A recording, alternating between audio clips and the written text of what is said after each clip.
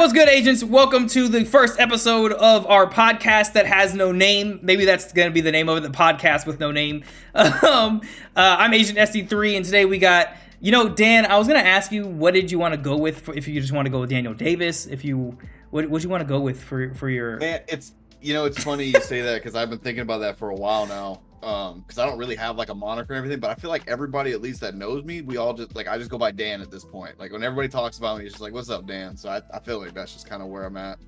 All right, cool. So we got Dan, who also streams on Twitch. If you guys want to check him out, there will be a link in the description box down below. And we also have FrollyCat. Yes, sir. So today we're going to be focusing mostly talking about Digimon, but as the podcast grows, we might talk about more things like Pokemon, Dragon Ball Super Card Game. All of us play various games. Frolly over here works at a card shop, so he always has got an idea of what's going on in that world. So yeah, we really just wanted to start a podcast just talking about Digimon. BT11, as of this podcast recording, comes out literally next week. I think it's Friday, so right now is like pre-release weekend. So the first thing I wanted to ask you guys is, for the folks who are thinking about getting into the game or just now getting into it, what tips would you give somebody just starting Digimon now, or at least considering it? Whoever wants to take the floor first, feel free. Yeah, go ahead, Frawley. You got it. I mean, okay, so I feel like I get this question all the time. The number one question to me is, how do I get into this game? And I do think of it as like, there's like 2 to 3 ways of doing so. Like starter decks, I feel like are the most obvious answer here. It's a pre-constructed deck. It's going to have rules for it in you. It's going to have exactly enough cards for you to play, a memory gauge so you can keep track of your memory, and it's just done. And most of them, they're all unique cards. It's not like they're printed in a set, beside a couple art redos from here and there. And I feel like it's just like one of the better ways of picking a color, learning what the color wheel does in this game differently from other card games, and then finding what gels for you. What's nice is they always release 2 at the same time. So I think that's the perfect way of being like, how do I get me and a friend into it? We buy 2 starter decks of different ones. We battle each other. We learn it. And then you trade, right? Like it's not like you play the same deck the whole time. So you trade off, you get 2 people into the game. Maybe not, but you at least get someone to play with, someone to learn with. You guys can bounce the rules off each other, get to that point. And the less effective way, but like still the way I recommend those who are like more serious into like getting into the competitive side, is it's still the booster box route. Like starter deck cards are always going to be important. I think if you want to play a deck though, 2 to 3 booster boxes almost guarantees you most of those pieces. And if you don't get those pieces, you'll have things to give away or things to trade for those pieces if you decide on a deck ahead of time. It could be double-edged sword. It could be a great deck. It could be a problem. I'm a believer in 2 boxes per set anyways. Get you all your commons, get you all your uncommons, and then you can kind of go from there. And those 2 boxes kind of tell you what to build. I will say it's a little sad that you don't get enough SRs to justify maybe a whole deck.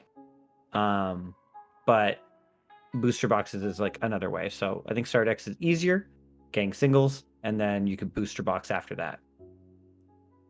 Yeah, I totally agree, and just kind of building off of that is the simplest way is, and it's like this with anything, right? To get into anything is just get started. Just play the game. You don't need any frills. You don't need any, crazy expense. You don't need to go. We all know that there's several starter decks out there that, again, like Frawley said, super cheap, super accessible. And they do provide a pretty decent competitive advantage, but even aside from that, it's just playing the game, learning it, right? Trying to figure out, you don't need to figure out all these complex interactions and timing effects. It's just what are the basics of the game, doing something as simple as digivolving and remember to draw, or because even us as experienced players, we forget that sometimes. So just being able to get in those habits and those rhythms, and then eventually you just build off of that. It comes with experience, right? With any TCG. So that's what I've found is the best way as far as attaining cards. I mean, that just comes with time. I know when I started with 2 starter deck green decks, and now my collection is amassed to pretty much anything you can think of. But I've been playing for 2 years. So yeah, I think just getting started, and I think what that basically is premised on is just getting past the nerves. I feel like a lot of new players have that apprehension. Maybe you guys have had it, maybe not. I know I did. Is like when you're trying something new and you don't know where to start, there's that like fear factor, who am I going to play with, who am I going to talk to, and it's like if you can break through that, the game is so accessible, so easy to learn. And on top of that, like there's such a good community just about anywhere to like help you, with resources and learning the game. Yeah, and to that point with community, I think the number one thing I would say, especially like in the modern age of card games, Discords, man. Discords and YouTube and like are essential, right? Because I think when you look at a game like Digimon, it's so easy to find like online events, whether that be they're run by content creators or they're run by stores even. It's so easy. And that's what helped me get into the game. Was I was in an area at the time when I was in DC, there was nowhere to play Digimon until like literally the year I left, and I think it was like the month I left, the stores decided to start doing Digimon events. But I think really taking advantage of those online resources, and also just like watching YouTube videos or streamers who are playing the game. Sometimes just watching the game being played can be really helpful, just to kind of give you a sense of like interactions and how people kind of interact with one another. I know that I'm doing that a lot right now with Dragon Ball Super Card Game, getting back into that. It's just like watching almost an overload of content just to kind of familiarize myself with either terminology or just like what is happening on the board. I will say with Digimon, the boards don't look as crazy as other games where you're like, I'm confused because I can't follow what's happening. But yeah, content creation and kind of watching those platforms, I think, is a huge benefit if you're looking to get into the game. I honestly think you nailed two great points that like about there with like not only I wrote down finding the locals because like my local community, what I love is like new players tend to get like rundown cards, like, you know what I mean? Like guys who have open boxes, there's handing packs out to people. You get more people in and those people end up paying it forward if you have a nice community. I love my local community. I can't stress that enough. Yeah. But with the Discord thing, you have an online locals essentially, right? Like you said, you have great content creation, which, getting into a game like anything, you have free resources. Use YouTube, use websites that'll give you tournament decks. Like you use that information to the best of your advantage. But some people will break the game so down fundamentally. I feel like you start to pick it up. Like you could almost make someone watch a video sometimes and be like, hey, like here's the deck. You probably have a good idea. I think board states aren't as crazy, but like remembering all of your triggers and stuff like that can be intimidating when you have like, I have 6 triggers here and they're all going to go off. But yeah, finding a locals, whether that be online or whether that just be people to play with, that's going to encourage you to want to build decks and do fun stuff. I just started doing fun theme stuff since we were stuck on this meta for so long. So we just did a common uncommon tournament only, and we just did a common uncommon and rares tournaments only. Nice. Still following the ban list, and like I feel like that had me looking at vanilla cards that I haven't even looked at in a while. Yeah, so I think finding a local or finding a community, and you're right, like you have so much free content, you might as well watch stuff, figure out if it's for you or not, right? And sorry, Dan, it's just before the thought leaves me, don't be afraid to net deck. And what I mean by that is don't be afraid to look up decks online, literally copy somebody else's list and play that until you're comfortable building your own thing. I've found that, like, especially for me getting back into playing card games, like, for those of y'all who know me, I used to play Yu-Gi-Oh! Way too much, and I abandoned the game completely and didn't play a card game for, like, 5 years. But, like, in certain communities, you hear a lot of people talking shit about net decking, right? I think when you're first learning the game, it's okay, go copy-paste somebody's lists and go play the game. Don't worry about that. I'm literally doing that right now with Dragon Ball Super, so, yeah. Yeah. I think to your point, like, in my opinion, net decking really, and it's never even a taboo subject, right? Like, I understand, like, deck building is an art when you get to the the higher levels, the more elite levels of a card game, right? Because that's kind of, I mean, a major aspect of being competitive, right? Is how good of a deck constructor you can be. But yeah, at a recreational level, like at a local level, or you just trying to learn the game, or anything like that, you're just trying to play the game. Well, how are you going to know? Especially like I'll be the first to admit, I'm a weaker deck builder. A lot of the stuff I do is I take inspiration from other people. Sure, I have my own spins and twists on it, like most players end up having, but you're going to need a base from something, right? Because otherwise, a lot of people, that's where I feel like the discouragement comes in, right? Is because, well, I'm not a good deck builder, and the thing I put together myself didn't do well, and it does. It triggers a lot of of negative feelings toward a game when it's like Sid, like you said, it's so simple as just net deck. It's fine. If anybody's going to look down on you for that, that's their issue. At the end of the day, you're just trying to learn the game, and to kind of bring it all back around to you guys' original point, that's where the good community comes in. I mean, for me, again, the same as you said, I don't really have a locals either that I can just drive to and hang out with, unfortunately. But my locals has become the few Discord servers that I'm a part of, and I play with you guys. That's my locals. We get together once, twice, couple times a week. We run tournaments together. Like, that's my locals. We talk decks, we talk sets, in a very informal fashion. So being able to do that and finding that type of community, bounce ideas off of, I mean, that is the best. And I feel like the easiest way to just really take off a TCG career, if you will. Yeah, 100%. I would agree with that. It's, again, I think with card games nowadays, man, is different than when we were kids in like the early 2000s, late 90s of like, what are you doing? You going to Books A Million? Y'all, I don't know if y'all remember when Books A Million used to run tournaments, at least in the States. And you do Yu-Gi-Oh tournaments and Pokemon tournaments, and there's people all around the store playing Pokemon. Like, that's what you had, right? Or Toys R Us used to do that, which is crazy. And like nowadays, it's like, it's so easy. I don't want to say there's no excuse to, find a community depending on your game, but it's so much easier to get into a lot of these games, which I've noticed. I feel like there's been a lot more card games just coming out over the past couple years. Out of nowhere, and I think a lot of that has to do with the fact that it's so easy to find people to play with nowadays. Yeah, and that's the other thing too. I completely forgot to add, but Sid, you really touched on it. Is with how everything we know has gone, just societal in the last 3 to 5 years.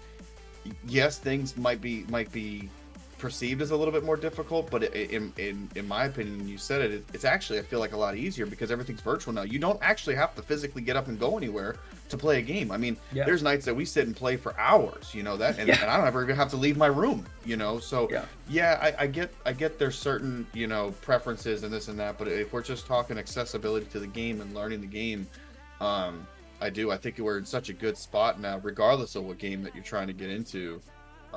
At that point, it's honestly, I feel like it's almost overwhelming to try to choose like where to kind of land. You know what I mean? Because there are so many options. So 100%. I think you nail it. I mean, you'll always have a preference of like where you play. I feel like learning on webcam was me getting into card games because I hadn't played card games I think since like elementary school, like Magic and stuff. Now it was like, oh, Pokemon TCG has an online client, like Magic does, like so many card games do. So that way you get like a little taste of it, see if you like it. Playing on webcams and learning on webcams was so wild to me because like the first time I sat across from a person, it was so cool. Where like, oh, I can physically touch your cards. Like, let me, like, can I see that? Can I read that? Instead of being on tabletop sim and having like stuff pop up and being like, hey, like cool, I right click that so I know, but I mean, I won't even shame that resource. That's a great resource to use. But yeah, I think you'll always have a preference, but we are in that time. Like I almost bought a Pokemon promo, like stamped promo with Toys R Us on it when you brought that up. Like that unlocked a memory. But yeah, like I think COVID and other such things like really drew to people that people have time and they're in their homes and I can admit, like, it's intimidating to like have to meet people, right? I feel very fortunate in like the people I've met Digimon wise because like we just met on a random server. Like I didn't know nobody. I was sitting there wanting to play games. Day, like that was, So like stuff like that, like those only form from taking a little bit of risk. But I also understand people who are like, I don't really want to talk to people. It's like it's okay, man. Like you guys are gonna talk about the same thing. You go in, play the game, you learn the game, and then like if you don't like it, bail after a BO3. Like you know what I mean? Yeah. There's no that to me is the best part about webcam matches, right? Like you can amicably, but at the end of it, I can just hit the call end button and I don't have to worry about it. There's no awkwardness. There's no like leftover or whatever. But on the flip side of things, thinking positively about it, it's like. And I think this is one of the main points of playing, any type of tabletop game or, any kind of interaction is it's more than just playing the game, right? It's building relationships and, getting to know people. For all, like you said, it might be intimidating, but the whole point is socialization, right? Like what we're doing now, being able to talk to people. So, I think if you can get past the the intimidation factor and that little bit of nerves, and you can break through that. I mean, there's so many like opportunities to open up. As cliche as that sounds, there's so many opportunities that you can open up through that. Yeah, Just 100%. real briefly add on to that, like you can also be that person for other people. Like if you see someone who's too nervous to do something or to say something, if you have the time and effort, man, you're like, hey, you want to play games? Like I saw you looking like you want to play games, like, or like being the person who approaches someone else who's not going to approach the community, you're doing the community a service. Yeah. Yeah, 100%. And I think, kind of moving to the next step of this conversation about for new players, what would you guys recommend in terms of staple cards? Like cards that like, okay, if I'm looking to get in this game, what are some cards that I should go out and buy 4 of right now that I will always use? Whoever wants to take the floor first. You can go first, Dan, if you got stuff. Well, the only caveat I would make to that, right, and I think that's and Sid, it's a perfect segue into like the next step after entry to the game is color selection, right? Because each color almost has its own staple. So yeah, I could give you several staples that I'm sure we're all well aware of, but again, it's like I could give you a set staple for a certain deck or a certain color rather, but then it might not even be relevant to you if you're like, I'm only gonna play, like me, I only like playing yellow purple stuff, so a red tamer, sure, it might be great, but I may not really have any value in it. So that aside, I mean, I would say like the biggest thing is what you just meant, tamers, right? Like the game is most decks, I would say 90 to 95% of decks survive off of the memory system, right? The game, how it operates. Well, a big part of that is a tamer that grants you that type of resource. So any tamer in your specified color that automatically sets you to 3 to start off your turn is going to be a huge asset in whatever deck that you're running. So without specifying certain ones, and kind of any tamer that does that, I feel like is good. And then again, then you can kind of go down the rabbit hole of, well, what do I want to do and how I want to build it, that kind of thing. I like the idea of color identity. I think it's hard to judge a color. I feel like you play a lot of things until you end up, and some places make entire sense why you ended up there, and other ones I'm like, I was not Unga Bunga red player. I just played enough Unga Bunga red players that I realized I should be doing the Unga Bunga. I'll say like my 5 staple plan is, and of course it's always depending by color, so I try to do like the most generic. 1 memory boost. Memory boost for whatever color you're playing. It is a hand fixer card. You pay 3 mana for getting 2 back the turn after or at a crucial point, and you're going to search the top 4 cards of your deck, grab any that match the color. Hand fixing, so smart, so good. It's basically a discount tamer sometimes when you just need it for a turn. Following up with that, I fully agree with tamers. Tamers is important, especially because so many of them are generically good. If you pick up Mimi and you like playing green, that's the number one you're using. There's a couple other you'll splash in, but Mimi's the one. Yeah. I think Hero for Red recently finally dethroned BT1 tie and maybe Marcus Damon if you're running a Greymon base build. So tamers are important regardless of color, and sometimes there's a clear, obvious choice for ones like Davis. Like Davis is such an easy one to recommend for blue players. Like there's almost no deck that couldn't benefit from it. Yeah. My follow-up from that would be hybrids. Hybrids are Digimon who can Digivolve on top of your tamer, usually for a cost of 2. They, if as long as the tamer's been in play for a round, it may come up and swing. So quite often this leads to people not counting lethal right on the board because they see that they have enough shields to potentially get away with stuff if they're saved from their shields. But this offers you an extra chance of a very safe attack that comes from the back line and really doesn't get interrupted by spells unless like you have to do it twice or like they have to be on the field. And then my last one, I know I said 5. I apparently only wrote 4 points. Babies. I don't care what is the most used. Babies is a great recommendation. You get Demi Marimon if you play purple. There are other ones that'll benefit with your synergy or your deck better, but there are staple ones that are just good overall. Upamon versus the jamming Demi Vmon. It depends on your deck. It also depends on your budget. So I think memory, hybrids, tamers, and babies are the 4 things I look for in a deck that can make or break even like a tier 2 deck. And it'll just bring like a deck up in pace with everything else, even if it doesn't perform like S tiers.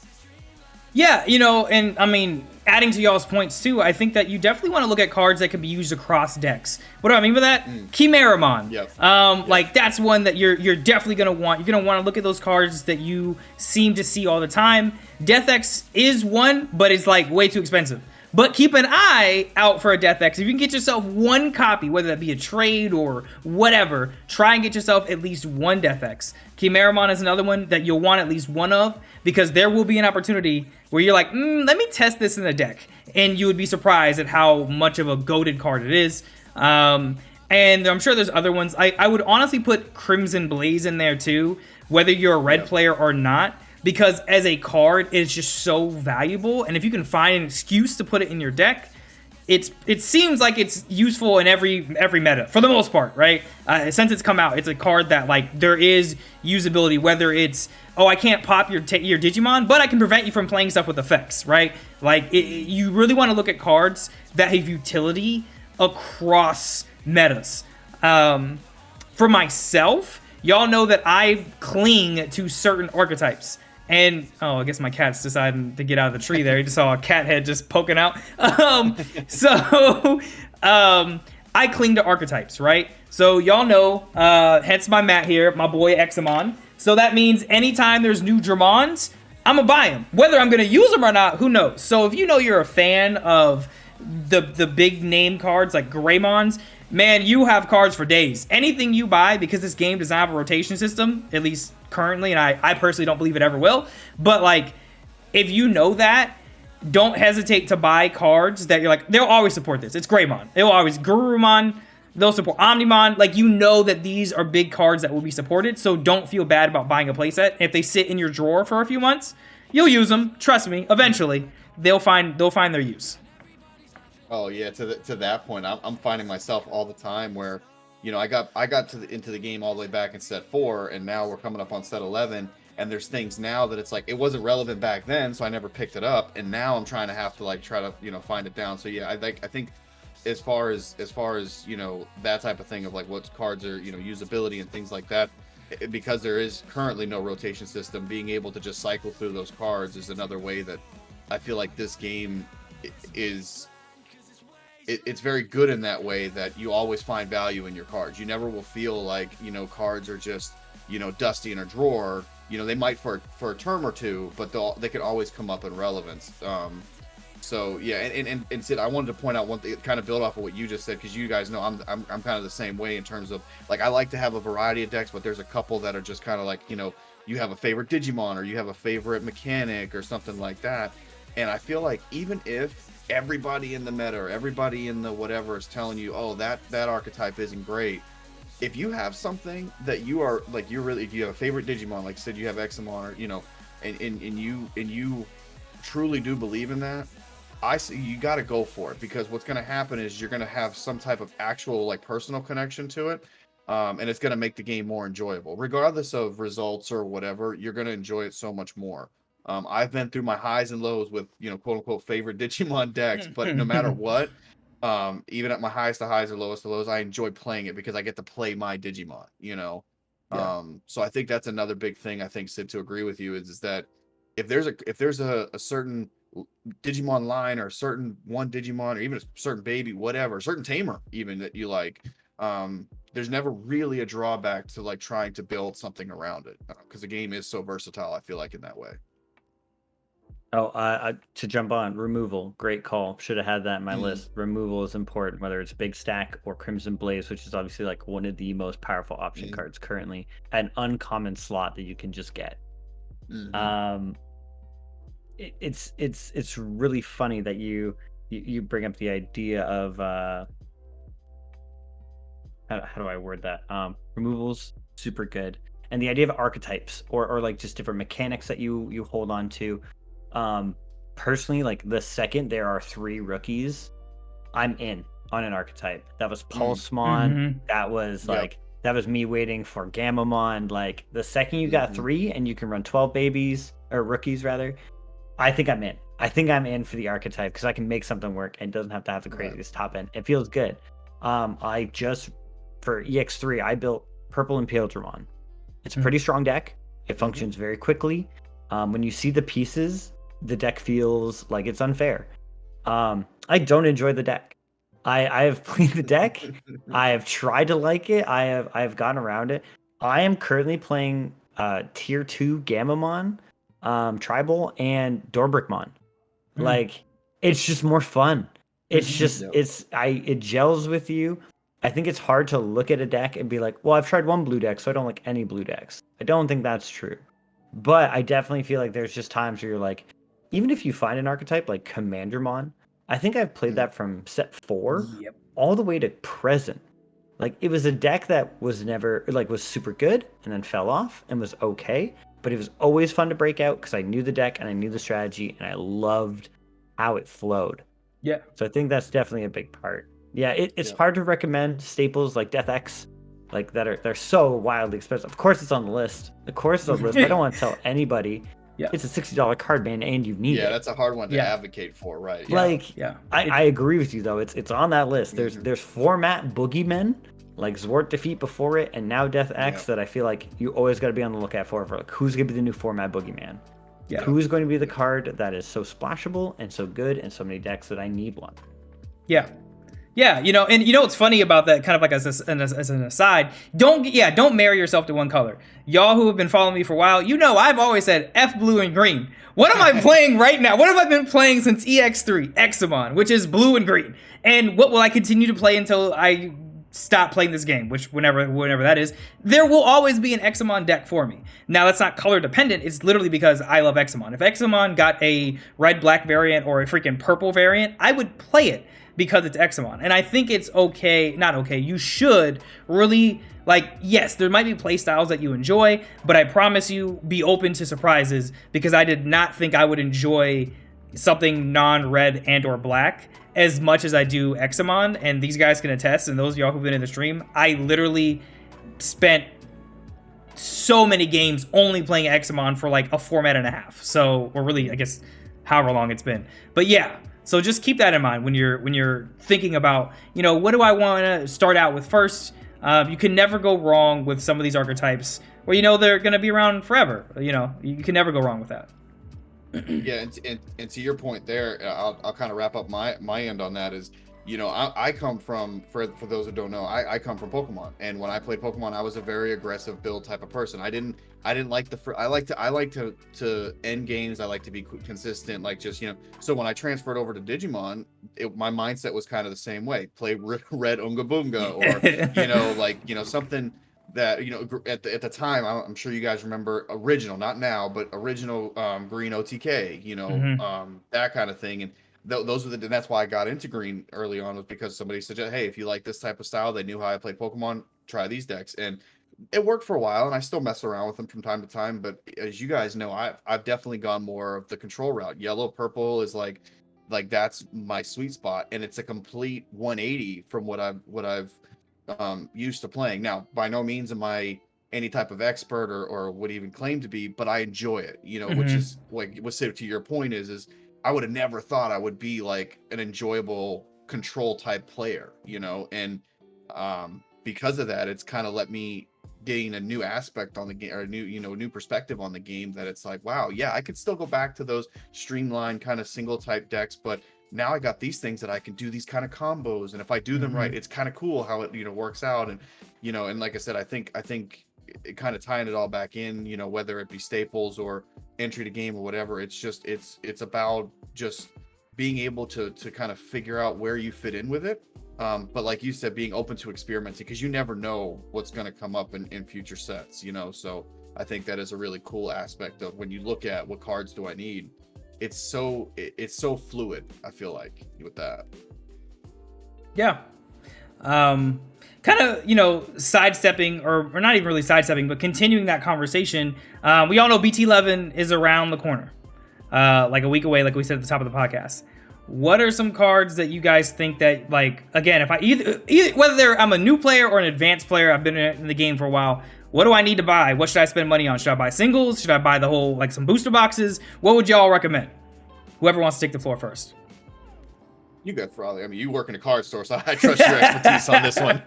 I mean, I appreciate it. I will say, so if you got in, okay, back to finding a locals. if you got in for a pre-release for this event, you got paid. You got paid. You got a starter deck Greymon. It was extended art, and it was just for participating. That's a $30 card, and they gave it to you and said, here, man. And then the winner VMon, the foiling is nice.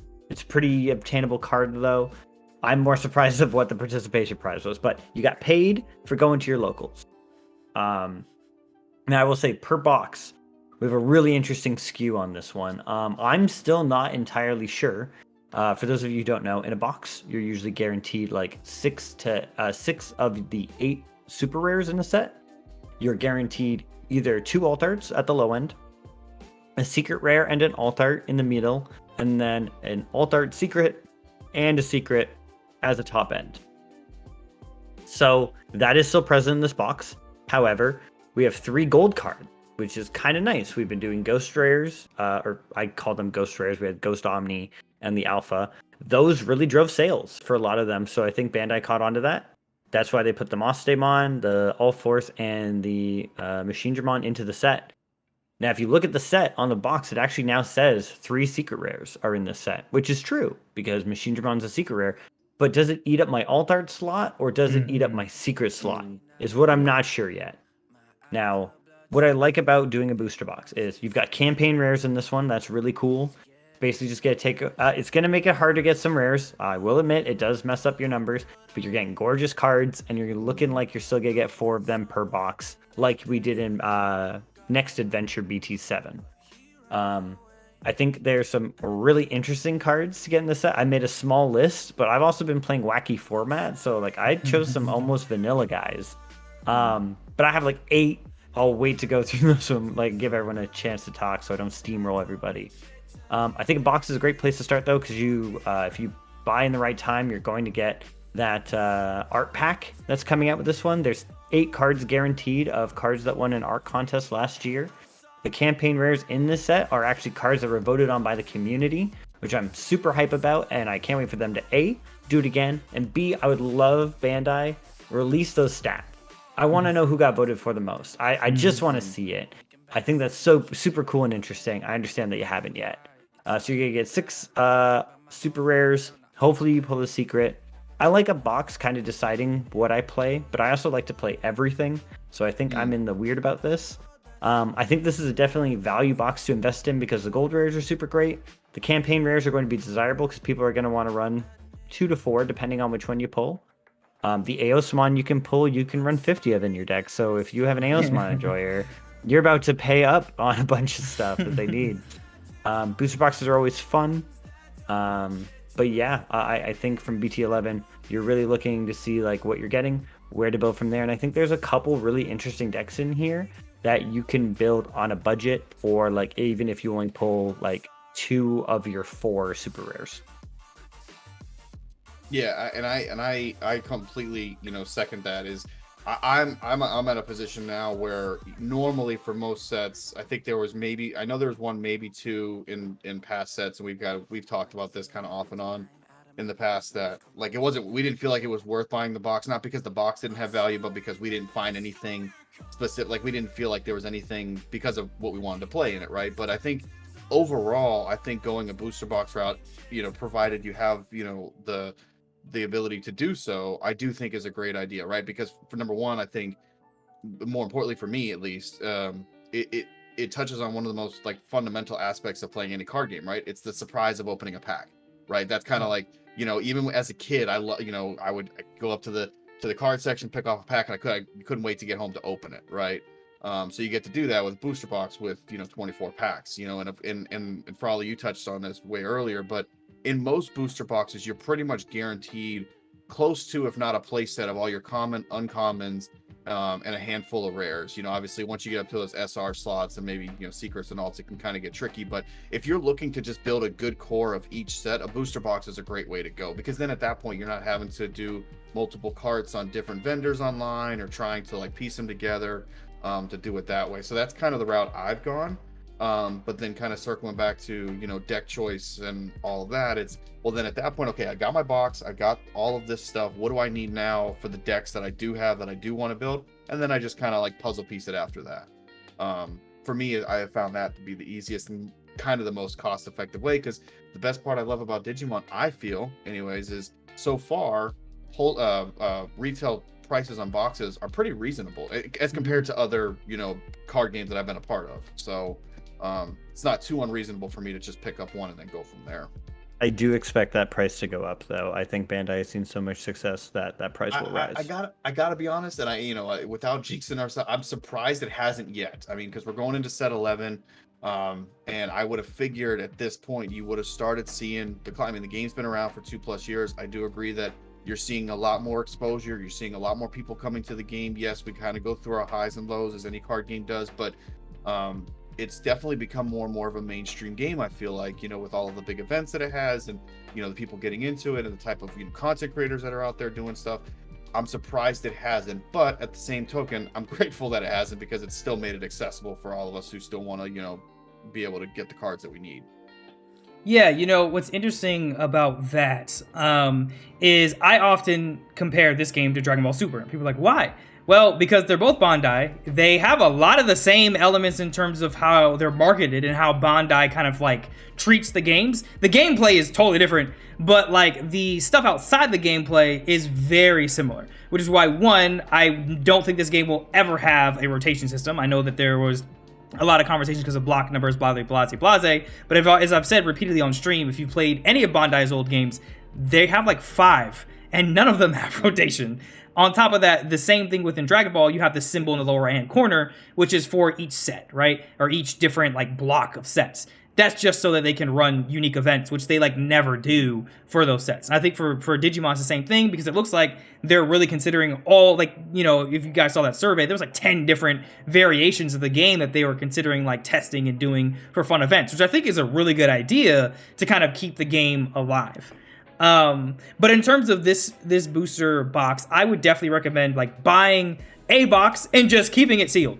Whether you are someone who likes to open product or not, this box I think is going to be one of those boxes that will have a lot of value because of the campaign raiders, because of the art, competition stuff. Like, there's just so much in the box that it just makes sense to me. Like how Frawley has some boxes in the back there, just to have one and just keep it. And then decide, all right, cool, am I buying singles? I'm buying, like, me personally, that might be what I do, because I think staple-wise, all I really need as a player is give me the Black Red Greymon stuff, so I'll get 4 ofs of that, and then I just need 4 ofs of the freaking Dracomon, and everything else to me is like, I don't know if I would play it, but kind of going back to our previous conversation, you got favorite Digimon, there's stuff in this box for you. If you like Ulforce and Vidramon, there's a whole new line. Like, that's the interesting thing about this box. I would say that, like, if you're a new player, I would still buy one box and just keep it off to the side, save some money. And then from there, if you like opening packs, this is a great box to do that. But if you want to buy singles and wait till BT12, because 12 looks like a set that you're going to want to buy like 5 boxes of, because there's so much cool stuff in that set. That's kind of what I would recommend people do. But at the same time, Frawley, I know you said you had like a list of like 8 cards or so that people should definitely buy. I'm curious, what is that list? So it's not necessarily buy. So with the set, I feel like, because like you're saying about Bandai, I too have been like looking at alternative format. I've actually noticed that some are actually more restrictive to new players than I thought they would be. I wanted to do only commons on commons to give like other cards that never really have a shot to shine the chance to shine. And you had players who were like, I only have 2 boxes. I can't really build anything. And I'm like, oh, that's weird. So we did commons and commons rares, and that opened it up a little bit more. But I think events like how they do draft, where it's rainbow rules, that's actually more open than like my other idea really wanted to do, which was a deck in which you can only run 1 copy of each card. Like, that sounds chaos. That sounds very funny. Yeah. But you're like, man, I have to have a library of these. So for notable mentions from this set, I'll try to summarize as briefly as I can. Magma Bomb, 6 cost. If you have a red tamer, reduce the cost by 1. Delete one of your opponent's Digimon with the lowest TP. This is a discount Happy Bullet showering if you're playing red already, which could run that, which is a card that does the exact same effect, but costs 7. So this being 5 is kind of nice. When you only have 1 Digimon on the field, that is the lowest Digimon. Yep. Maelstrom, 5 cost, blue option. You may play one blue Digimon card from one of your other blue Digimon cards' Digivolution sources, so the cards below it, as its own Digimon. And then if you have Seedramon in the name, return one of your opponent's level 4 or lower Digimon to their deck. So I don't find the second part of this super exciting, but this is for all the people who missed Wolf Claw or Kaiser Nail in the very first blue structure deck. That's a 4 cost doing the same effect of playing out any level below that's at least blue. So I think this might see play just because it's a budget option or something that people didn't get to get. Really interesting pick. I don't know if it's good or bad to pick it. Centauramon, 5 cost to play, 2 cost to Digivolve, level 4, who's got 5,000 DP. When Digivolving, you may place one of your other yellow Digimon on the top of your security stack face down. This is Tactical Retreat. This is just that little bit of extra time and effort that yellow needs sometimes to be like, hey, I just need one more recovery. Let's do a recovery spell off one of my effects, and then I'm gonna bounce it to the top of my security and get 2 security. It's just strange. I just thought it deserved a mention. I think that sorry, not to cut you off. I think that opens up a lot of very interesting lines of play, right? Like, let's say you're playing something as infuriating as security control. Cool. I'm just gonna put my Zwart right back on the top of security. So could you just let me play it out again? Digimon. Oh, it's gotta be a yellow Digimon. Okay. But still, right? Even with like other options of yellow things that you could just throw on top, it's just like, okay, if they have security effects or whatever, it's a way to just keep plussing. So that's super interesting. I thought it was a really weird one, and I love the idea, like you say, like, oh, I play out like a rookie and I just put the rookie there to protect me, or I set up something like Security Leomon or Security Ankylomon, and it's like, hey, you're attacking me, I'm gonna +1 on a Digimon. Right.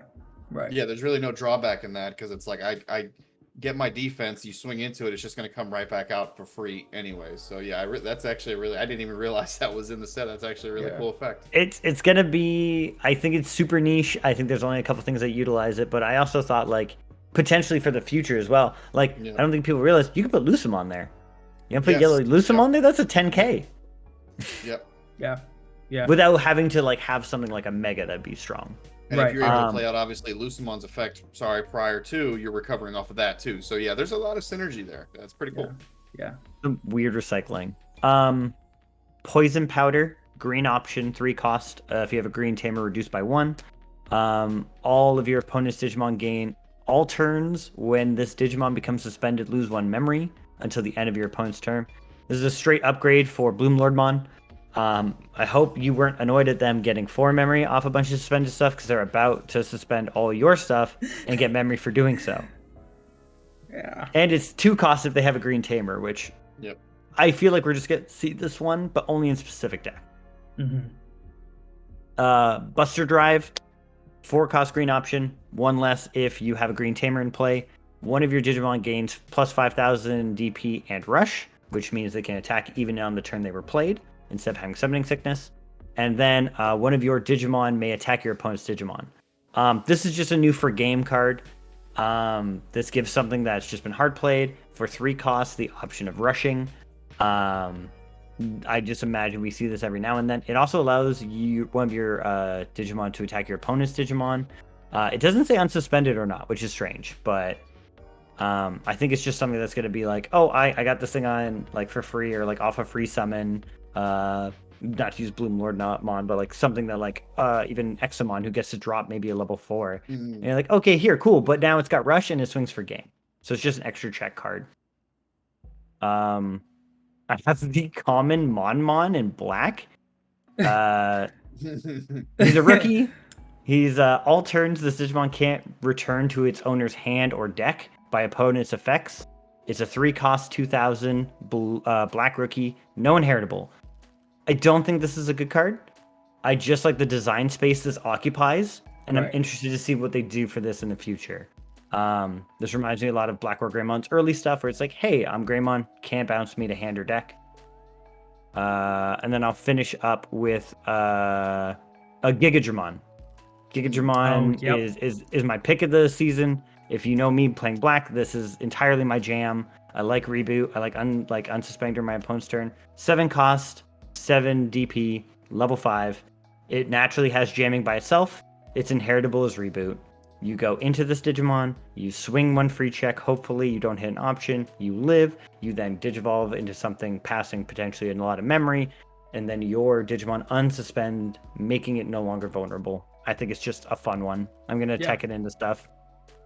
You know, what I think is... Oh, go ahead, Dan, sorry. No. I was going to tack on 2 points to what Frawley said, because what I noticed in there, yeah, you had some Digimon, but I think half of those on that list were options, and I didn't realize that we could have touched on this earlier when we were talking about important cards. And options, I feel like, are just as instrumental as tamers are in most decks. Yeah, sure, there's a much bigger library of options than there are tamers, so it's a lot easier to choose which tamers you're going to put in, right? Because typically, you know, your counts are lower and you just kind of need those few vital ones. But options still, I mean, we all know there's so many different game-breaking options, color-dependent, whatever the case may be, that they shouldn't be overlooked as staples to the game. So regardless of color or anything like that, I think it's always, I mean, I've gotten to the point now when a set comes out, even if I'm not looking at certain Digimon lines, I'm like, I pretty much just want to make sure I get a playset of each option, because I'll never know when I'm going to need it. Same thing, like I was fortunate to get them probably well overpriced, but I needed Kaiser nails, you know, when Machine Dramon was hitting big, and I'm like, well, I didn't get them back when, you know, the starter decks came out, but that's such a good option. Nobody was playing it prior to that. Nobody really was giving it any thought, but it was made good. And I'm like, that made me think, what decks or what archetypes or what sets are going to make old options or obsolete options now super viable? So I think that's a really important thing, for at least for me to note, is don't undersell or don't overlook certain options. They might come up in the future and it'd be good. You know, an option now, a common that's 9 cents could, I mean, look at X Antibody, you know, when that we knew it was going to be good, but I mean, I think I picked those up on pre-order for like a quarter. Those, you know, a lot of those cards now are going for, you know, $1 plus for a common, uncommon. $4. Yeah, exactly. So, it's been a minute since I looked at it, but that's my point is, you know, don't sleep on those, you know. And then secondly, what I was going to say, and Sid, you kind of touched on this, I know, because of, you know, I know what you like as archetypes or whatever, but I think for longevity of the game, yeah, everybody can talk about Blackwall Greymon, BDIF, yada, yada, yada, but I think just because it has Greymon in the name, we have seen longevity of cards, and regardless of what type of deck you run, what colors or whatever, these cards, this Greymon line specifically here, because it also has that caveat on it, right, that it can Digivolve from a Greymon or Digivolve from a Metal Greymon with no color restrictions, no, you know, so it's just, I can Digivolve that Metal Grey X Antibody on a yellow Metal Greymon if there ever is one, because it's a Metal Greymon.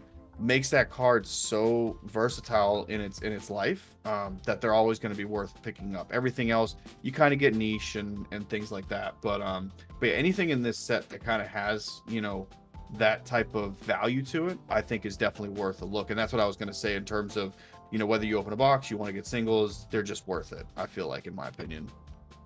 I agree with that. I mean, I think, you know, an underrated pick I'm interested in kind of building is Phoenixmon, right? Because that deck looks super cool. Now, granted, in a format that hates on tamers, it's going to be a little rough. But like the cards in terms of versatility is interesting, especially when you look at these cards where they're starting to get more specific about if it's an avian, if it's a sky dragon, rock dragon. Okay, cool. So that means anytime there's any cards that come out that are these traits, this card could suddenly be super useful, right? Like I built Dragon Links. I find Dragon Links to be a lot of fun, but the moment there's more of these various dragon types, the deck could suddenly take off. So that's something to look at too when you're thinking about like, this is cool, but I don't know if they'll ever support it. You also have to think, but if it's something so vague like that, it could become good out of nowhere. And you could be the person to discover that it became good, right? Because everybody else was like, I don't really care about it. And then all of a sudden you have this thing waiting in the wings and you can just put it together. And now you have a banging ass rogue deck that nobody anticipated you having. You know, I think that happened. I mean, not to like sound like I'm gassing myself up, but I feel like that happened to me with when I built, what set was that, BT5, BT6, when I built Ancient Greymon with the Omnimon and had like kind of before everybody was doing the instant kill, where I built my Greymon tribal with a Ancient Greymon package to where like it used the Agunimon, it could go all the way up into the Ancient Grey and do all that fun stuff. You never know when you'll have a deck like that just because you have the cards on hand to try something different. And it was really hard because Ancient Greymons were hella expensive at that time. So were the Agunimons. I picked mine up day one. So it's a gamble, but a lot of times when you see certain cards that you can kind of see a trend, it's okay, pick them up. You never know when you will be able to break them back out. Well, and to that, and I realized too that the other point that you had made earlier, and I think that's great about this game that makes those cards, you know, whether you pick them up early or not, whatever, it reduces the risk factor because, knock on wood, we don't have a rotation, right? And I agree with you. I don't think we will. It does. It makes it to where you can safely pick up those cards at any given point and know, hey, you know, I can play those down the line. But I think, you know, the thing that I love about this is that, you know, it allow, yeah, it can be overwhelming at times, but it keeps your library so open. It keeps your options open, which I think adds to variance to the game. I think it adds to, you know, deck building and all of that. But, you know, the fact that it seemingly, we talked about, you know, Bandai listening to the players with this set and how they went about with releases and everything. I do feel like they're doing the same thing with how they're just managing the game, i.e., you know, not doing rotation, but doing a quote unquote ban list, right? Like, yes. Like other, you know, Bandai games do and things like that. So being able to, you know, safely pick up cards, it's like, yeah, you know, there'll always be that, but what if this card gets banned? I mean, the chances of that of happening are very, very slim. And if you are in any type of, going back to any type of community, anybody, it's pretty apparent which cards are probably going to get dinged, you know, because as soon as they come out, some of them happen before they even come out, that there's already talk about it, you know. So I feel like being able to pick up cards safely, for the most part, I would say, you know, 90-95%, you know, certainty is I can do this, hold on to it, use it now, use it later, and it's always going to be fun, you know. I mean, just to touch on that point, how many cards do we currently have banned after 2 years? A single card.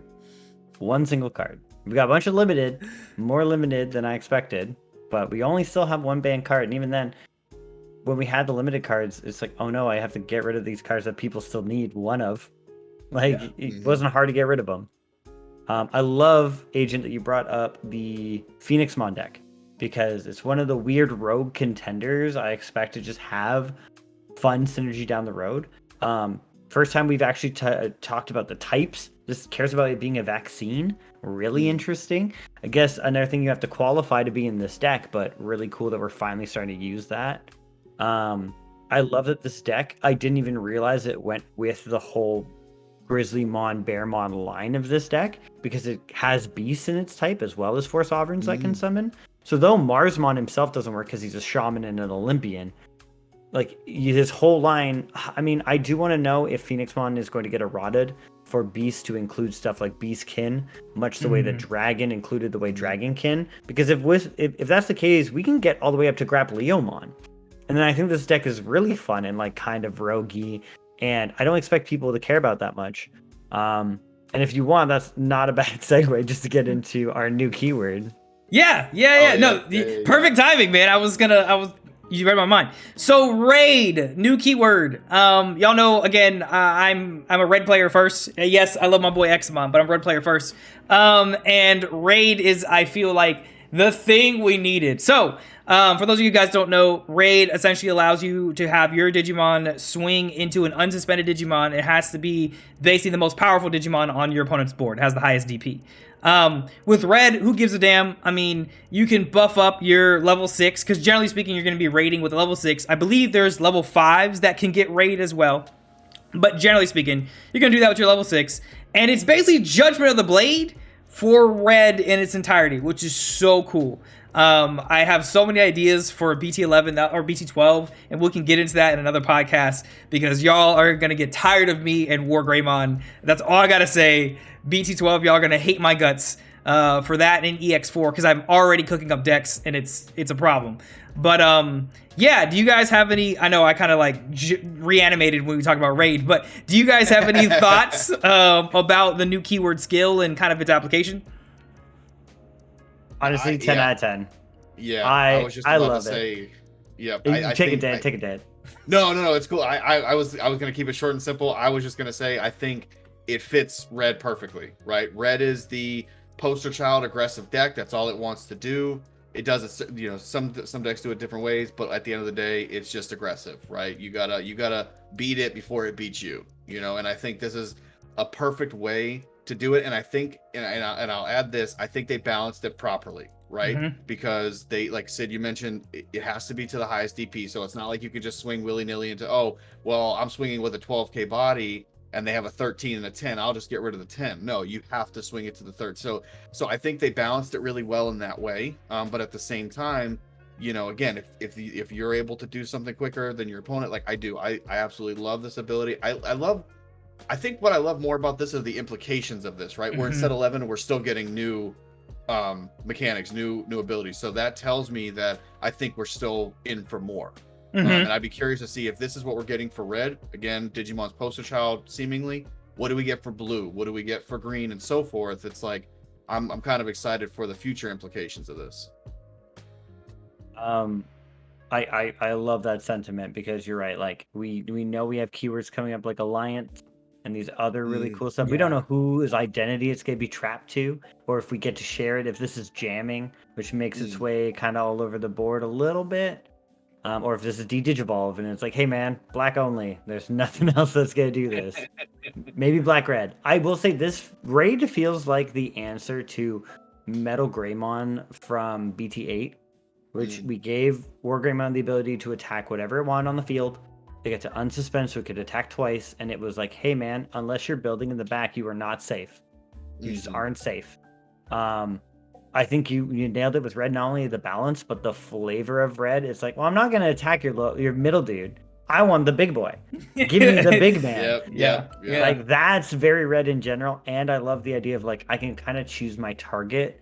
So if I have effects that only activate by attacking a player, I can attack a player and then say, but guess what? And go this way. Which also benefits. Some babies do stuff. Some other people get like draw off it. So I think that's really balanced. Without like super spoiler, they just revealed today a promo card coming out July, maybe August, that's going to be Saber Dramon, and it has Raid Retaliation. And I'm like, what a perfect combo. What a, oh my god, they have a Death Xmon on the field. It's 15,000. I don't know how I'm gonna deal with it. Oh wait, this thing can attack the highest thing and it has Death Touch. You're welcome. Yeah. Like, Raid to me, I like the implications. I like that even the Grappleomon, like, though people are like, oh, you're not going to use Raid until you're level 6. What if their highest thing on the field is one of those denier rookies, like a memory denier or a cost reduction, whatever, and you just need to deal with it and you don't have anything to deal with it. Now you do. Yeah. You just have an extra tool for board removal and board state. As someone who focuses more on board state instead of if I have lethal, which is not the game you should be playing in Digimon, you should be focusing on lethal at all times. I like that there's going to be more play for that when I'm sitting there going, oh, I'm worried about letting them have another check. Oh, wait, let's just remove it. Let me take it out. If they kill my guy afterwards, sure. At least we're in the same spot. Yeah. Yeah, you know what's interesting too is thinking about that, like, I think that is also a really interesting answer for evade, right? Because y'all know with my boy Examon, it's like annoying because, okay, cool, I can swing at him, he's just going to evade, and then he's going to restand, and then he can evade again. It's really a good way to bait out evading and like, oh, cool, fine, whatever, like, I will force you to kind of like whittle you down. And against Examon, for those of you guys who don't know, like removal options are really spotty. Like you need to find the perfect timing. You got to bait something from the Examon player to get rid of that card. So I think it's a really interesting counterbalance to blue, which uses evade. So I really like that the colors have their own identities. And then there are times where you can really see how they intermingle with one another and how they kind of combat one another too. Because like you had said with the Frawley, with Raid and Revenge, that's like insane, or Retaliation, that's insane. Well, and you actually didn't even think about this. We're talking about, you know, Raid being the new red keyword. We just got evade you know, recently with Examon and everything is a perfect example that, again, kind of how Raid plays perfectly into the red stereotype.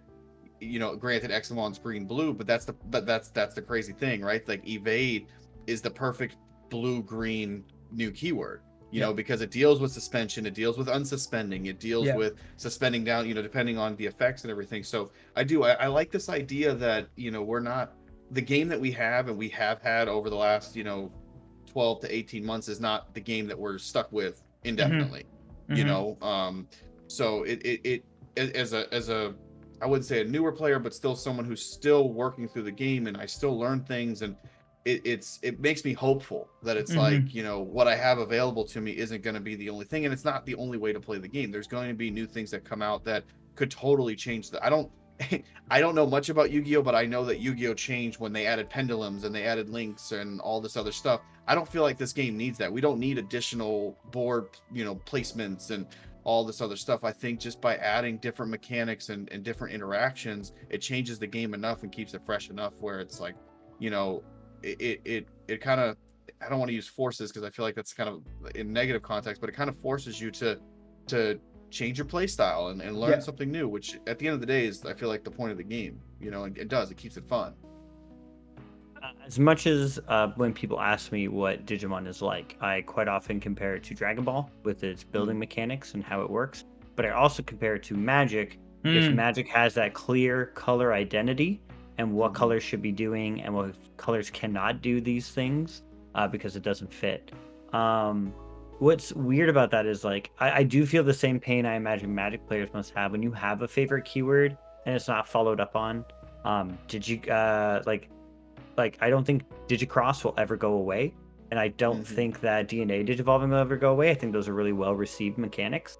But stuff like Digiburst, which I very much enjoyed and felt very XYZ Yu-Gi-Oh-ish, where we're using our own resources as, like, spells that are built into our guys. You sometimes lose those ones that you do not get back. But I do like that it seems to be, we still follow a little bit of, like, we're gonna do a bit of a power jump in, like, everything, how it's costed. Now we're seeing options become more reasonably priced. We're seeing people, creatures that are like, oh, it's a level 4, I guess we could almost do 7k. We're not quite there. It has to have some sort of backside, but we could get to 7k. So your DP slowly increases, your new mechanics slowly increase in power and efficiency and what sticks around. And we just keep going back. But what I love is coming up in EX4 is like a very experimental set. Like a set that feels like everyone's got weird shit they're doing. And I kind of love that. I like that we have these nice progressions. And I like what you said, Dan, where you're like, it doesn't force me to learn the mechanic. But if I'm going to get hit with it 2 or 3 times, I'm going to read that card and I'm going to learn that mechanic a little bit. And then I'm going to think about it the next time I'm deck building, where I'm like, oh, Chimera's gross, where I took 2 level 4s under it and then it gets to swing again. How often do I end on 2 level 4s? Like, it gets you thinking. Yeah. And I while you were talking, I'm thinking about something else too with that. It's like, you know, we in any TCG, right? But this one specifically, as you know, it's been kind of a hot topic that gets thrown around as staleness, right? And oh, you know, the game's plateaued and all that. It's like having these new keywords, having these new mechanics, seeing that, you know, this is how the game is evolving is in direct combat of that, right? Because it's keeping the game fresh. And and this is what I was going to get at. I didn't even realize this as you were talking, Frawley, about, you know, when you were talking about your mentionable cards.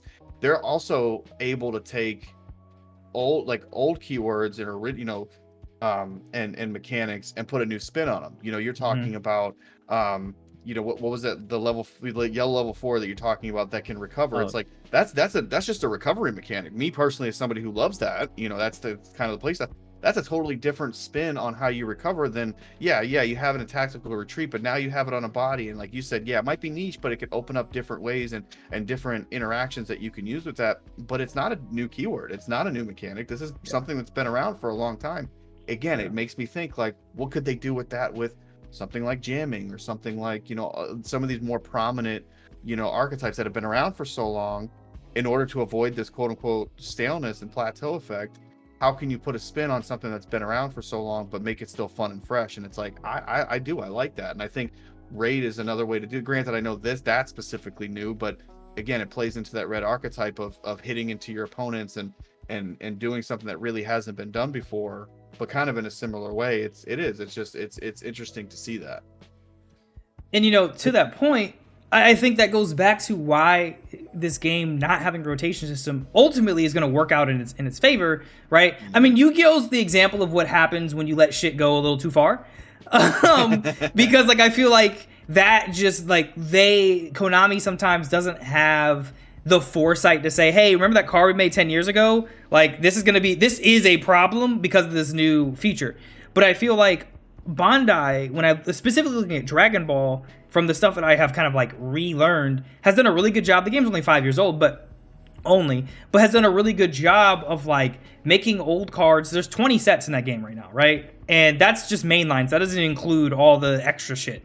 And I'm just getting back in the game, and there's a leader from BT2, like the second set, that is now relevant because of something they released with the anniversary stuff. And of course, I'm talking about that man, the King Vegito, and like, it's relevant just because they printed like 1 or 2 new cards, and now all of a sudden it's like, here's a whole new line of play. And like with Digimon, I feel like it's going to be very similar of like, hey, we just dropped, well, I mean, BT12 is a perfect example with War Greymon, right? All of a sudden now there's like 5 different decks you can build with War Greymon / Black War Greymon because they put out 4 cards. And I feel like Digimon, to your point about not being stagnant, it's like, yeah, but all it takes is like a card. And that sounds like weird to say out loud, but it's like, no, really, it takes a couple cards and now you have a million different decks. It's not a matter of stagnancy. Go ahead, sorry.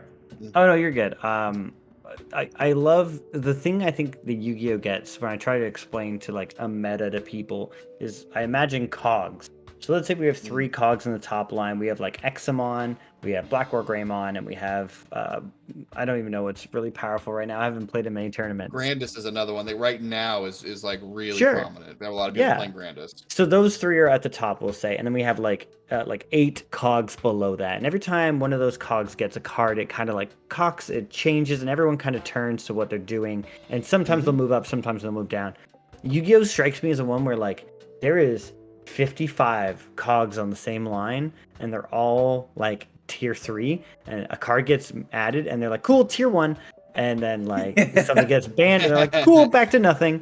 Like, it almost feels like they stretch themselves so thin, it's hard to balance these microtypes. So we might run into this in the future where it's like, oh, we can't print this card with drum on because 15 decks get to utilize that. Right.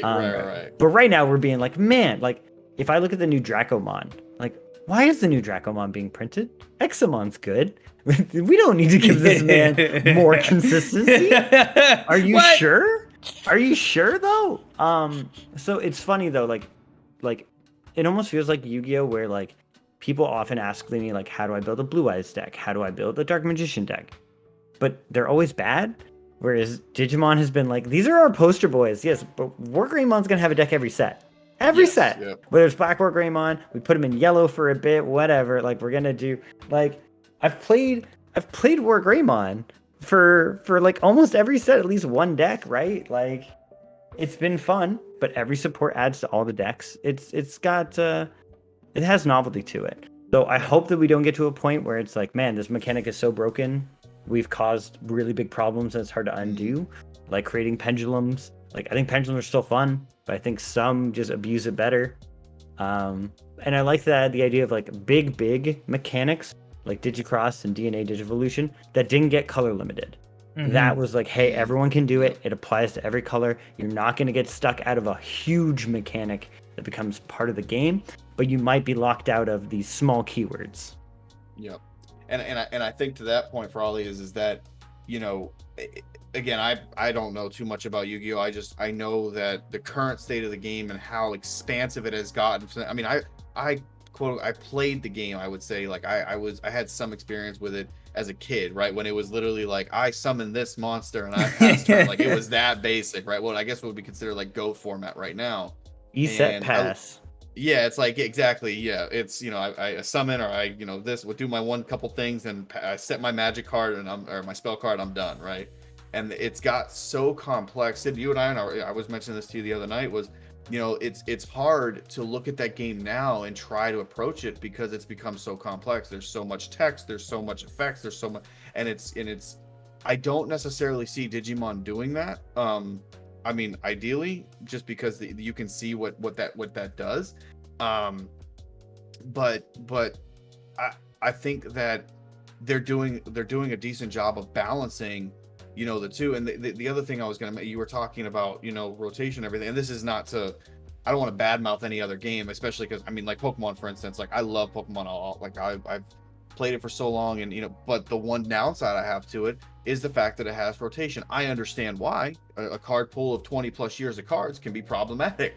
But at the same time, I think what happens is, and this just happens with the evolution of being a player and playing the game, but the thing I think Digimon does so great is you can have a deck that, and this only comes with time after playing the game for a certain amount of time, but you can have a deck that I played back in set 4, set 5. I mean, so you just did it with Yellow or Greymon. You revived that thing with, the red, yellow, and we're able to make it a deck again. It's like you can take those archetypes, still play them, and not have to play an expanded format or a GOAT format or anything like that. You can still play it relevant in standard and have that nostalgia factor, like Frawley, you said, a novelty factor, and still enjoy the game because you're playing something that you might have played 6 months ago or 8 months ago that might have fell out of relevancy, but now kind of is back. And I think if Digimon or Bandai can balance that and keep that kind of the wavelength they go, even with introduction of new things and even bigger mechanics, like you said, jog rest and things like that, it's gonna make the game so much more healthy, I feel like,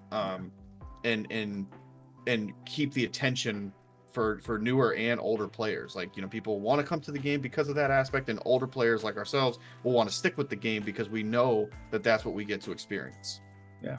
And, I think what helps, and this is probably my last point about this, but like, I think what helps Digimon and Bandai games in general, so I'm talking about Digimon and Dragon Ball, is that there's like a finite pool of characters to choose from when they're designing these cards, right? Like Yu-Gi-Oh, it's like, we just make up shit every format, right? Like this is the new guy. It might be in the anime, it might be in a manga. I don't know. Really, what's probably gonna happen is the manga or the anime is gonna pull from us and take this feature, and we really just want to make the new guy the top guy. So we're gonna have like 5 decks that are the top decks in the meta, and they're gonna be the top until we think of something new. And with something like Digimon and Dragon Ball, it's like every set you're gonna have a Goku, you're gonna have an Agumon, every single set, because like we have a finite number of characters to pull from, and it doesn't make sense to say, well, this Goku or this Agumon is limited, but this one isn't, right? Like, it just doesn't make sense to do that. It makes more sense to say, hey, if you want a deck that's literally only Agumon or only whoever, you could do that, because like that prevents I think confusion, but also allows you to like really have your favorites and really kind of invest in like kind of like, Frawley had said the novelty factor, or Dan had said, like just like the having fun. Like you can really get bonded to a card, not on some like Yu-Gi-Oh Heart of the Cards type of stuff, but like you can really be like, I love this deck and I feel like it just runs for me. It just does things. I don't really know what to tell you why. That we just have a flow. I mean, there's so many times that we've all either tried each other's decks in some types of way or something similar. I'm like, man, this is not for me. I don't understand how you play that. So I think that helps. Well, and I do. I think last thing I'll say on it is ultimately that's the best part about it, right? It's the personalization with it. I think in any stuff like this, that's the beauty about card games, is being able to attach yourself personally to it within the community and feeling like you're a part of it, So yeah, I totally agree with your point on that. I mean, I will say I do like a novelty deck. I think being a guy who runs locals, I don't want to be this guy who like people who are new are dreading facing me. Like there can be a culture of that in like some games where it's like, oh, you about to get whooped. Like I haven't played the game for 30 years. But like almost every week to week, I'm playing some jank. I'm playing something weird that I want to break out, or that's got new support, or has a new, like I read one card and I go, what synergizes with that? And my brain dives into a million cards and I'm like, oh, this is a weird kind of strategy. Like let's try to build it that way. And I think that's given me a freedom that has been like, I feel like I scope out cards before I'm thinking about them being busted, or like before it's played on me. I mean, you're like, you just look at a card and you're like, well, how many decks does this go into? How many different things could utilize this? What does this card require? Does it have requirements? Does it have is it inheritable and needs you to be something? Especially using a website or like a really solid foundation like digicard.dev, where I can just search a keyword and bam, I'm there. And I can separate by color, level, rarity. A website like that is giving players so much more room to work with than I think a meta allows for. Like we talked about this earlier, net decking is good. It's a good way of learning what's a staple and why. And you're going to change stuff in their decks because you just don't like it. To go back to staple cards, we can talk about Blitz Omni, which is like just a card that became a staple, but only for 2 colors. And then like now we have all these other options. Dan had said that he likes to steal stuff from other people. I think that's how I started. Like someone hits me with something, and I'm like, "You did what?" And it's like, "Oh yes, this card has retaliation while I have a yellow Digimon in play." I'm like, "What?" I didn't think about that ever. Cool. Like I just got blown out by something I never expected. And then I think there's your own sauce later on where it's like you can make something out of what's lying around with you, or you can sit there and study and try to figure out like what you just think is optimal. And it's going to be about the community you play with, the people you play with, where you start making different things where you're like, oh, you know, like these guys don't play a lot of heavy removal. I'm gonna run a little bit of heavy removal. But then you go to your locals and you get wrecked because you did not plan for who you're actually going to be fighting. Yeah. Yeah, I think 50 to 60% of my deck building literally comes from who I end up playing against. I think, Sid, you might remember this. You had this like weird like wizard misty. My old Wargreymon X. My old Wargreymon yellow. I didn't even know what it was. We played with it the first night. He did all these different things, gained like 7 memory off of one swing, and I'm like, what just happened? Immediately we got off, and I stayed up for like an hour just trying to put it together to think, because I'm like, that was so interesting. It was so, and I would have, as a yellow player, I would have never even realized that those cards go together because they weren't meta dependent. But he was able to figure out a way, and I played it, and I'm like, this thing is so much fun. Like, it was a really cool thing. So it's like, yeah, I think with that, you can't be apprehensive to say, oh, I played against somebody's unique build and be scared to say, oh, I'm gonna try that out. I think that's a huge part of the game, is sharing that information with other people. And again, at a non-competitive level, and we were just playing leisurely, I don't think there's anything wrong with that. It does. It allows you to, and I know, I would hope anyways, that I've been able to reciprocate on the opposite end for other people of, just try to provide that for other people and say, look, this is how I think of something. Even if it doesn't work for you, it's like, there's such a large card pool that there isn't just well, these are the only 20 cards that'll ever work in the meta. You can't touch anything else, So yeah, I think that's just such a cool, and again, just healthy environment for us to be a part of. 100%. Yeah, without trying to like hijack a story, we even did this in our locals when we were doing the commons on commons. My friend was like, how do I deal with Mechanorimon? Mechanorimon's in every deck, regardless of color, because it's a very good staple card. And we were in blue, and I think we brought up the whole list. We went through every single blue option card, and we landed on blue Hawaii Death, because it gives you plus 3,000 for the turn, allows you to attack unsuspended Digimon. Like, something we never would have come up with. But now I even had it where like a friend of mine was running a Leomon deck, and they're like, man, I just need that extra punch. Sometimes I need a board control. I'm like, have you considered blue white deck? Have you considered a card no one's looked at since BT7? Like, It exists. Yeah, man, there's always outs. I feel like that's the thing, and that's the thing that I liked about Yu-Gi-Oh! Up until a point, right? I hate to keep bringing up this damn game, but like, is that like, there was, and there kind of probably maybe still is, outs, right? There's always a way around it, and it's just so interesting how you can arrive at that conclusion in a million different ways, right? Like with Dragon Ball Super, like me getting into I'm building like 3 different decks, and like looking at all the ways that the counters work in that game and all this kind of stuff. It's like, wow, there's like literally 50 different cards that do the same thing that kind of are like just different enough that it can completely change your entire playstyle. And I feel like Digimon is kind of like trending in this direction of like, yeah, there's a lot of cards that do the same thing, but because you can search for vaccine types or virus or data types, like it actually might matter what you have in the deck now, where like the rookie that's like the Toyagumon, that's literally the same as a Tapirmon because their stats are the same, but because of that typing, they opens up totally new lines of play. I think that's a very interesting place for the game to go, and probably where it needs to go to continue to allow for building diversity.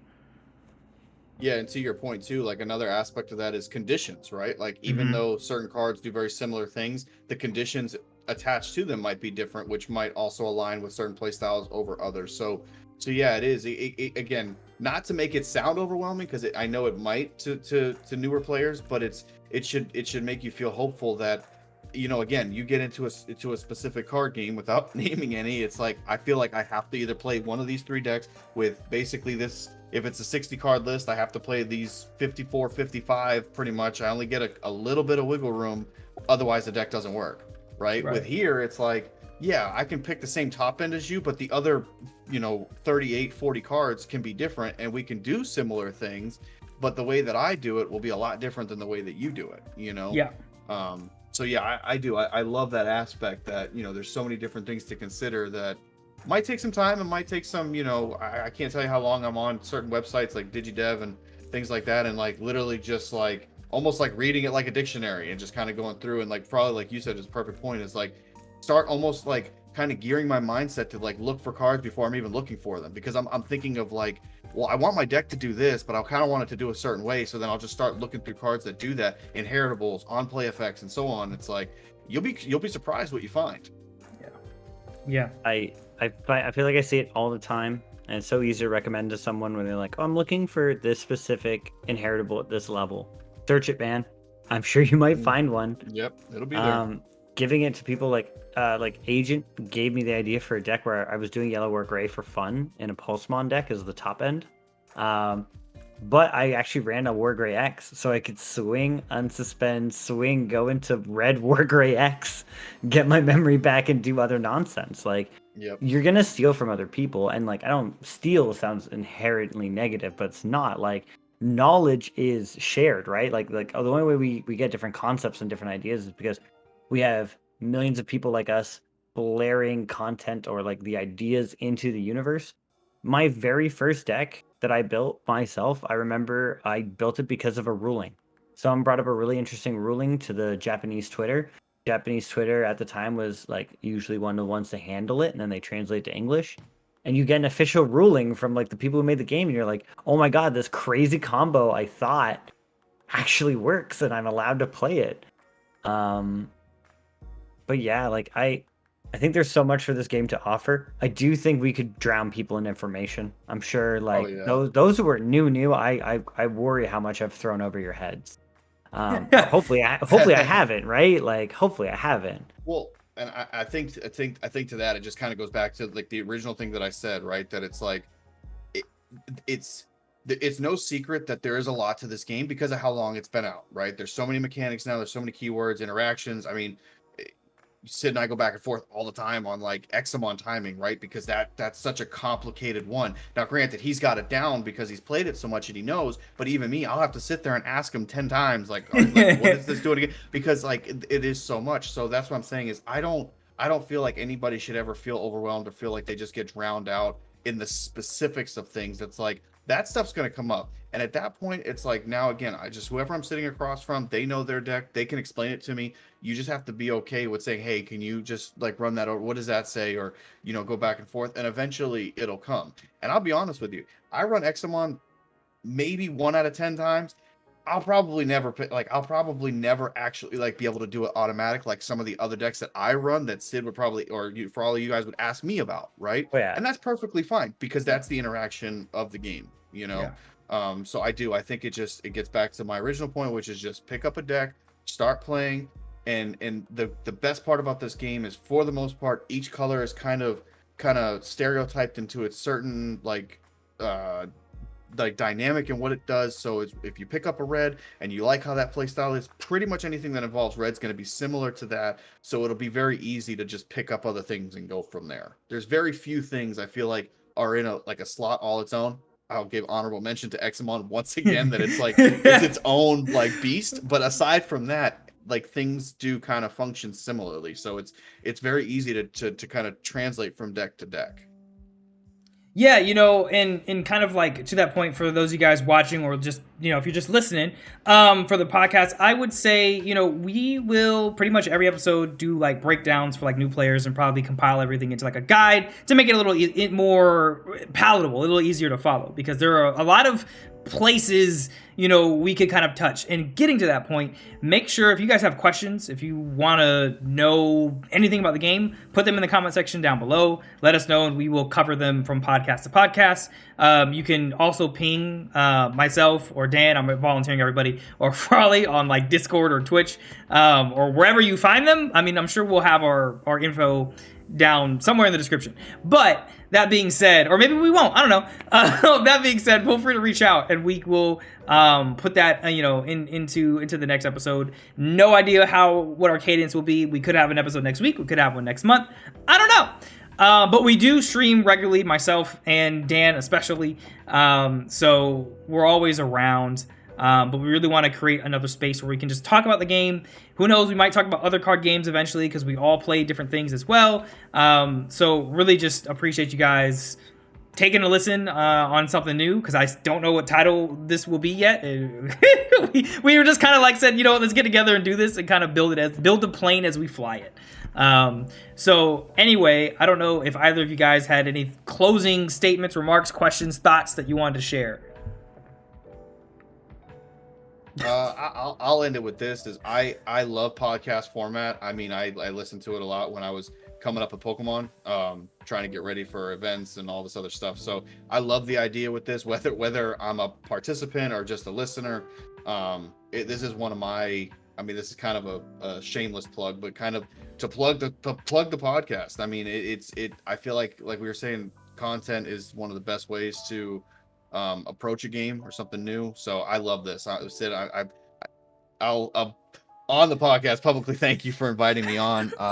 Obviously, I feel like this spawned from, we did one with Frolly, obviously, a ways back, and it was a lot of fun. So being able to be a part of this is just, it's awesome. I'm grateful to be able to share whatever insight I can, and hopefully it's valuable. So yeah, anything that you guys, speaking to the viewers, I guess, of YouTube, whoever comes over, yeah, I mean, let us know, and what whatever I can answer, I'd be glad to. Yeah, no, I think same here. I just want to end this with a thank you. This has been a long time coming, something that I enjoy doing, talking about a card game that we enjoy and we can kind of gush on a little bit. I love the idea of rulings, questions, Q&As. If you have anything, please, there are no real dumb questions. People are going to have the same questions you have. So I can tell everybody at locals every Sunday, you have a question, you put your hand up, you call judge, or you ask your opponent. Do it. If you don't ask, you're going to lose to something. You're going to feel worse about it. Best ask. I just want to encourage people to, if you have a hobby, if you have someone who's into this game, talk to them about it. See if it's for you. Come to watch the streams. See if that works for you. However you digest stuff. I like the podcast format because I think we get to, talk to more people in their downtime or while their brains are still idly working. It can get you thinking about something. Yeah, go to your locals, get promos, and if you got to buy full sealed product or singles or both, do what works for you, get it done, and just get playing. Yeah, I second that, man. It's been a lot of fun. I really appreciate you guys, coming through. We'll formalize stuff. When I say formalize, I mean make a logo and all that cool shit. As we kind of go, like I said, we talk about the game and card games on a monthly basis anyway. We just end up magically in a Discord together and just start talking. So I was like, why don't we just make this something fun that we can share with folks? So who knows where this will go? But I really appreciate everybody taking a listen, clicking on the video, and being here with us for about an hour and a half. I mean, that's commitment. So really appreciate you guys. Yeah, that's awesome. So really appreciate you guys, and I don't think I have any other closing remarks other than Frolly just gave me a little bit of PTSD about not asking questions in the middle of games. Do not get flustered. I'm sure we can have a whole story time in the future about times that we screwed up dubs because we either tunneled, we didn't ask questions. I still contend that I screwed myself out of a invite for the regionals just because I didn't ask questions and I got flustered by a situation and forgot my Digimon was buffed to 14k and they swung over it and it was 3 turns later that I was like, oh my god, I should not be in this hole. And y'all saw that happen on stream with the more Greymon. So yeah, there'll be a lot of stuff. We'll kind of have different sections. If there's different sections that you guys were like, oh, it'd be cool if every episode you talked about X, Y, or Z, let us know. But anyway, guys, it's been real. Really appreciate everybody, and we'll see you in the next episode. Yeah, thank you so much for your time. Peace. Thanks, guys.